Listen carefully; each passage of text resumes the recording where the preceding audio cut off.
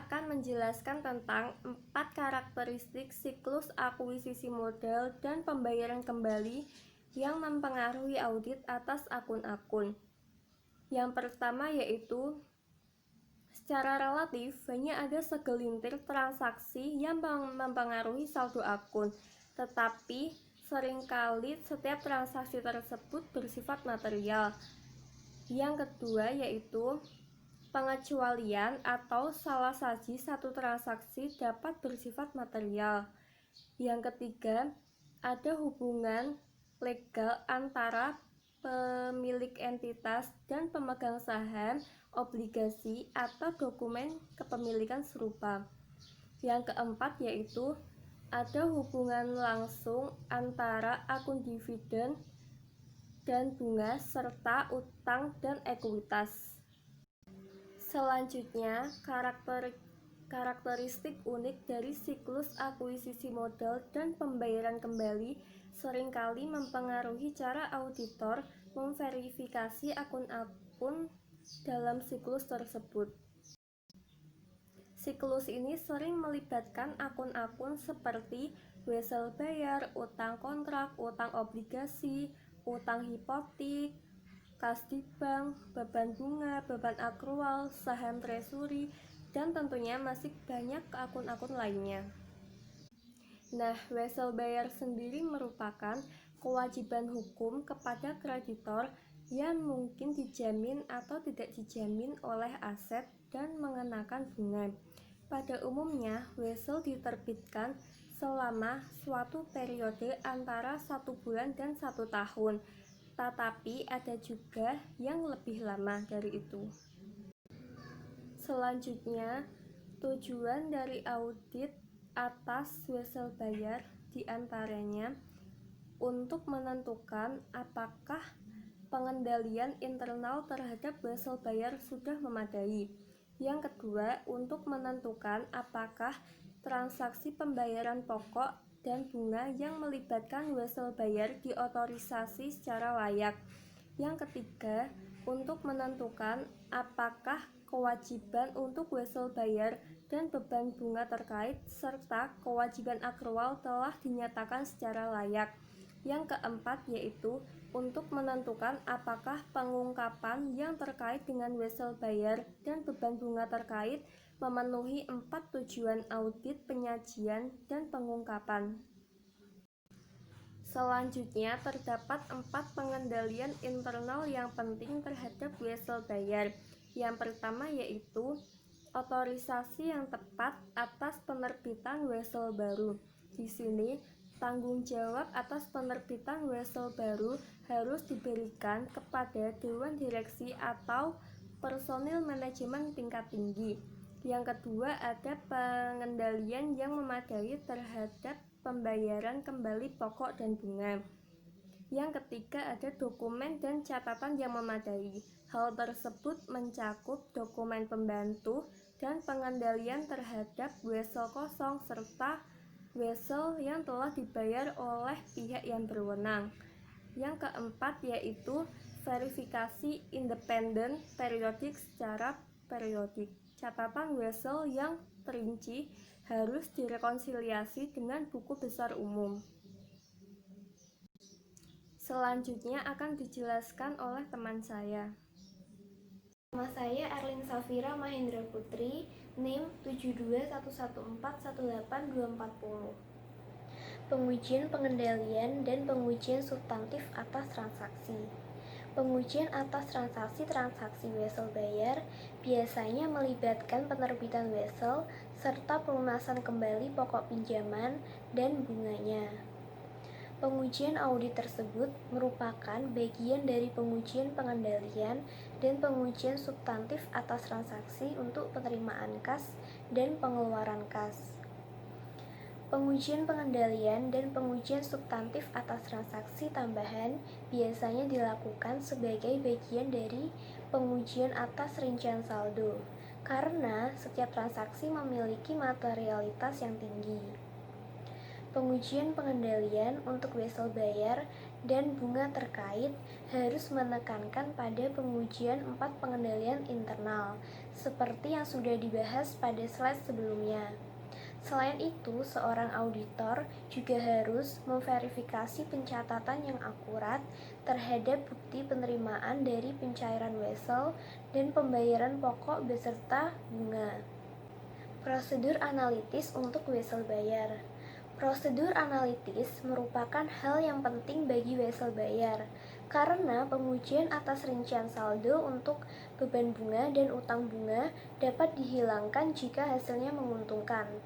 Auditor perlu mengadakan suatu prediksi independen atas beban bunga dengan menggunakan rata-rata wesel bayar yang beredar dan rata-rata suku bunga akan membantu auditor mengevaluasi kelayakan beban bunga dan menguji wesel bayar yang dihilangkan.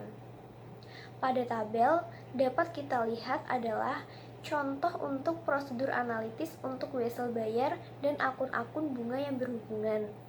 Prosedur analitis yang pertama yaitu menghitung ulang beban bunga atas dasar suku bunga rata-rata dan wesel bayar bulanan secara keseluruhan. Kemungkinan salah sajinya yaitu beban bunga dan bunga akrual atau penghapusan wesel bayar yang beredar.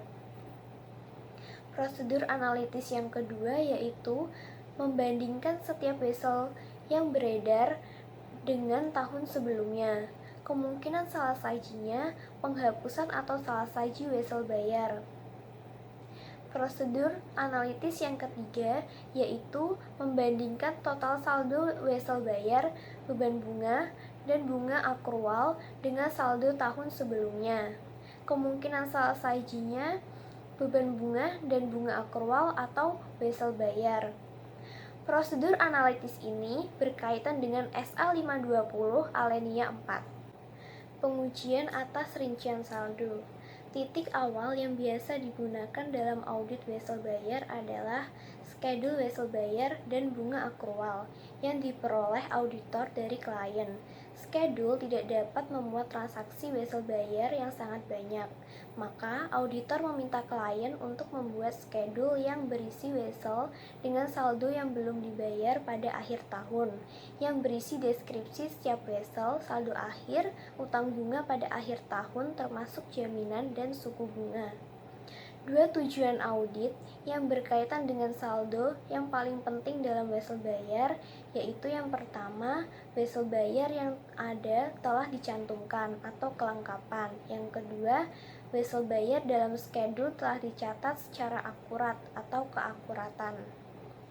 Dua tujuan tersebut sangat vital karena salah saji dapat menjadi material meskipun salah satu wesel dihilangkan atau tidak benar.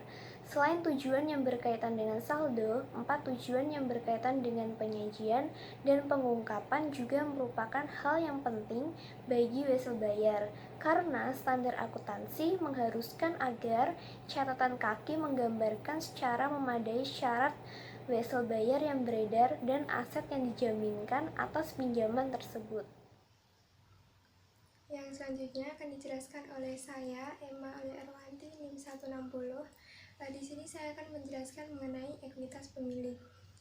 Terdapat perbedaan dalam audit ekuitas pemilik antara perusahaan terbuka dan perusahaan tertutup.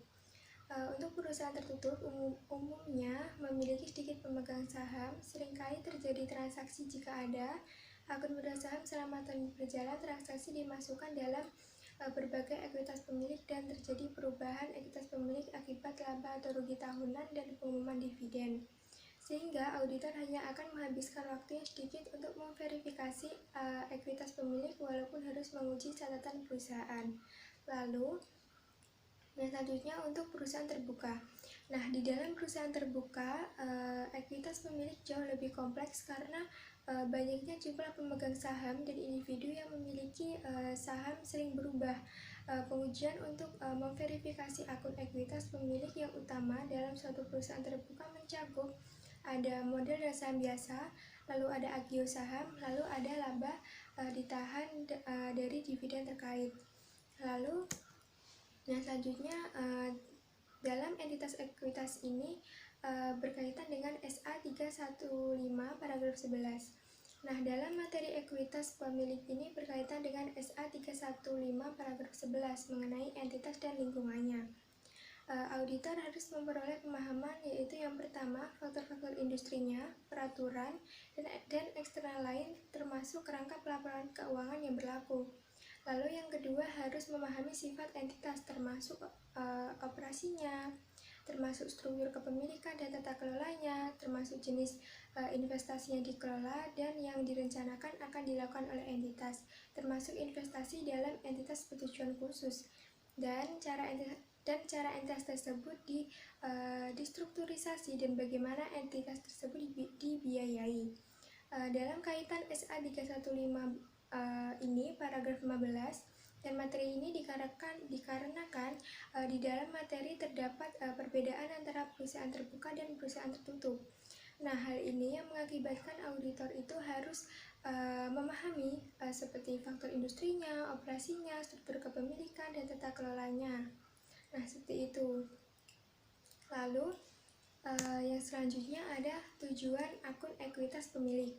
Nah, di dalam tujuan dari setiap akun ekuitas pemilik untuk menentukan yang pertama, pengendalian internal terhadap modal saham dan dividen terkait yang sudah memadai. Lalu yang kedua ada transaksi ekuitas pemilik telah dicatat dengan benar, seperti didefinisikan oleh 6 tujuan audit yang berkaitan dengan transaksi.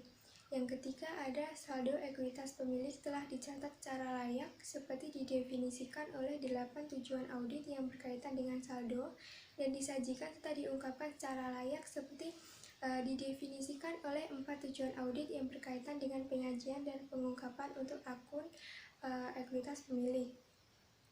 Lalu yang selanjutnya ada pengendalian internal. Ada beberapa pengendalian internal bagi aktivitas ekuitas pemilik, yaitu yang pertama ada otorisasi transaksi yang tepat, lalu yang kedua ada penyimpanan catatan dan pemisahan tugas yang tepat, lalu yang ketiga ada file induk modal saham pemegang saham, lalu yang keempat ada panitera independen dan agen transfer saham. Di sini selanjutnya saya akan menjelaskan mengenai pengendalian internal ini satu persatu. Yang pertama itu ada otorisasi transaksi yang tepat. Setiap transaksi ekuitas pemilik umumnya bersifat material. Banyak dari transaksi tersebut harus disetujui oleh Dewan Direksi sehingga perlu otorisasi khusus. Nah, jenis transaksi ekuitas pemilik yang biasanya merupakan yang biasanya memerlukan otorisasi khusus. Yang pertama seperti penerbitan modal saham, yang kedua pembelian kembali modal saham, lalu yang ketiga pengumuman dividen. Yang selanjutnya ada penyimpanan catatan dan pemisahan tugas yang tepat. Jika suatu perusahaan menyimpan catatan miliknya sendiri mengenai transaksi saham dan saham yang beredar, pengendalian internal harus memadai untuk memastikan bahwa yang pertama, pemilik aktual saham diakui dalam catatan perusahaan. Lalu yang kedua, jumlah dividen yang beredar dibayar ke pemegang saham yang memiliki saham pada tanggal pencatatan dividen. Lalu yang ketiga, potensi misapropriasi atau penyalahgunaan aset telah diminimalisasi. Yang selanjutnya ada file induk modal saham pemegang saham adalah catatan saham yang beredar pada suatu waktu tertentu. File induk berfungsi sebagai pengecek terhadap keakuratan catatan sertifikat modal saham dan saldo saham biasa dalam buku besar umum dan digunakan sebagai dasar pembayaran dividen. Di dalam materi ini mengenai pengendalian internal yang ketiga tersebut berkaitan dalam SA 315 A111C. Di dalam SA tersebut menegaskan bahwa asersi tentang penyajian dan pengungkapan itu yang pertama ada keterjadian serta hak dan kewajiban. Nah, di dalam keterjadian serta hak dan kewajiban ini ada peristiwa, transaksi, dan hal-hal yang lainnya yang diungkapkan telah terjadi dan berkaitan dengan entitas. Lalu yang selanjutnya yang kedua ada kelengkapan. Nah, di dalam kelengkapan ini seluruh pengungkapan yang seharusnya tercantum dalam laporan keuangan telah disajikan. Lalu yang ketiga ada klasifikasi dan keterpahaman. Nah, di dalam klasifikasi dan keterpahaman ini, informasi keuangan disajikan dan dijelaskan secara tepat, serta pengungkapan disajikan dengan jelas. Lalu yang keempat ada keakurasian dari penilaian, yaitu ada informasi keuangan dan informasi lainnya diungkapkan secara wajar dan pada jumlah yang tepat. Lalu yang selanjutnya,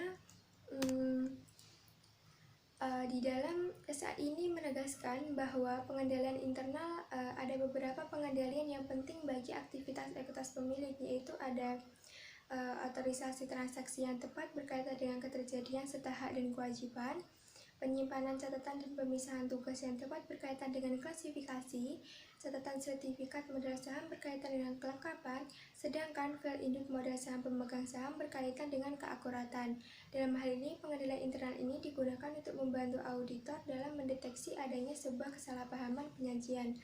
Nah, itulah keterkaitan dari SA 315 terhadap pengendalian internal. Lalu yang selanjutnya ada yang keempat itu ada panitera independen dan agen transfer saham.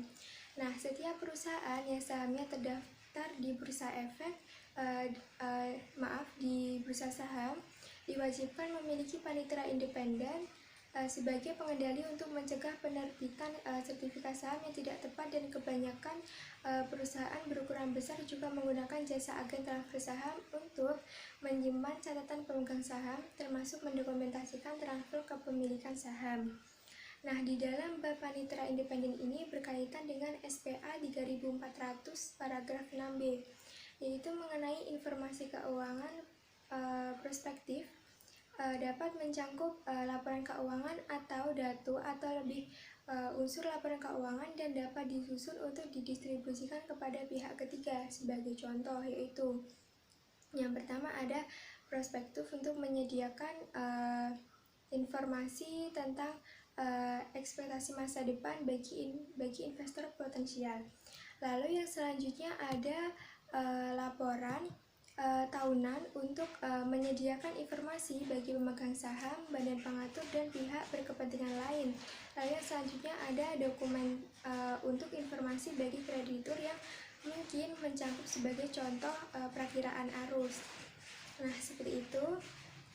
Lalu yang selanjutnya itu ada mengenai lanjutan SPA Panitera. Ini mengenai keterkaitannya. Nah, di dalam panitera independen adalah pihak yang bertanggung jawab memastikan bahwa perusahaan menerbitkan saham sesuai dengan provisi model saham dan akta perusahaan dari otoritas Dewan Direksi. Dalam hal ini, panitera independen sebagai pihak ketiga karena bersifat independen, tidak ada kaitannya dengan perusahaan. Hal ini sesuai dengan SPA 3400 paragraf 6B. Yang selanjutnya, saya akan menjelaskan mengenai audit modal saham dan modal disetor. Nah, auditor sangat memperhatikan 4 hal sebagai berikut, yaitu ketika mengaudit modal saham dan agio saham. Yang pertama itu ada transaksi modal saham yang ada telah dicatat. Nah, tujuannya ini berkaitan dengan transaksi kelengkapan. Tujuan ini dapat dengan mudah dipenuhi apabila panitera atau agen transfer digunakan. Lalu yang selanjutnya ada transfer modal saham yang dicatat memang terjadi dan dicatat secara akurat. Tujuannya ini berkaitan dengan transaksi keterjadian dari keakuratan. Nah, dalam transaksi ini diperlukan audit yang ekstensif atas transaksi yang melibatkan penerbitan modal saham seperti penerbitan modal saham baru secara tunai, merger dengan perusahaan lain melalui pertukaran saham, saham sumbangan, dan pembelian saham treasury. Lalu yang selanjutnya ini ada kaitannya dengan SA 330. Nah, dua transaksi tersebut berkaitan dengan SA 330 yang berbunyi, untuk tujuan SA ini istilah-istilah berikut mempunyai arti yang dijelaskan seperti di bawah ini. Prosedur substantif, suatu prosedur audit yang dirancang untuk mendeteksi kesalahan penyajian material pada tingkat asersi. Prosedur substantif terdiri dari yang pertama ada pengujian rinci. Nah, di dalam pengujian rinci ini ada golongan transaksi, saldo akun, dan pengungkapan. Lalu yang kedua ada prosedur analitis substantif.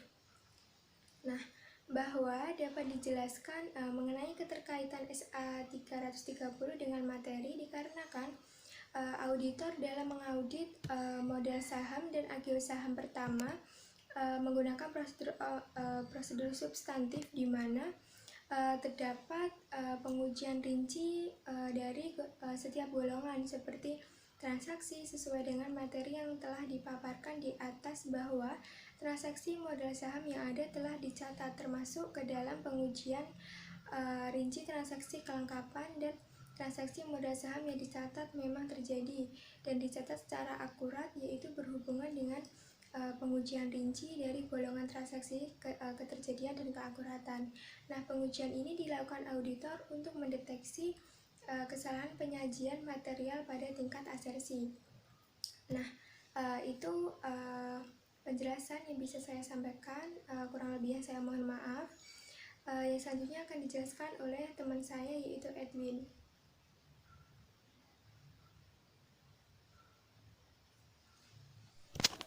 Modal saham dicatat secara akurat terbagi menjadi 3. Yang pertama yaitu penentuan jumlah saham yang beredar.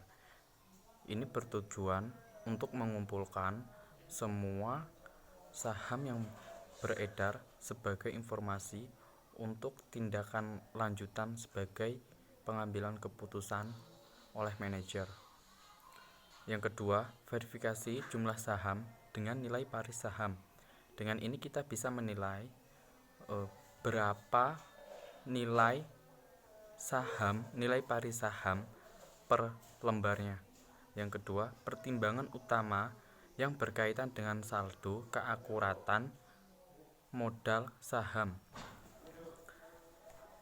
Dari sini kita bisa melihat berapa saldo kas kita yang tercatat di laporan keuangan.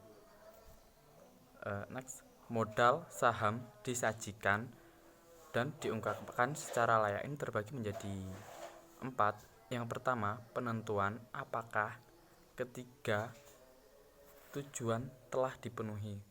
Tujuan yang di atas tadi. Yang kedua, keakuratan audit dividen. Ini diperlukan karena apa? Sebagai pengambilan keputusan, informasi yang didapat dari audit dividen harus jelas secara dan akurat. Yang kedua, auditor mengklasifikasikan transaksi laba ditahan agar dalam penyusunan laporan keuangan lebih bisa terkendali.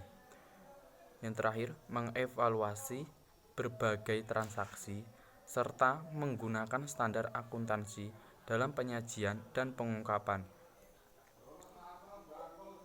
Ini harus mematuhi standar akuntansi yang berlaku. Sekian, terima kasih.